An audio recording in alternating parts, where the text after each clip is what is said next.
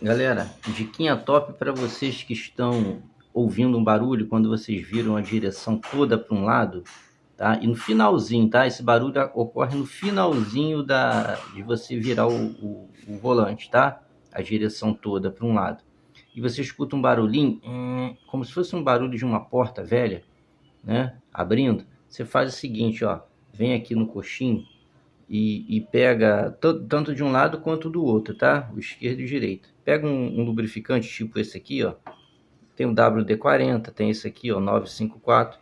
E vem aqui, ó, com esse biquinho e injeta aqui os quatro cantos, ó, aonde você conseguir, tá?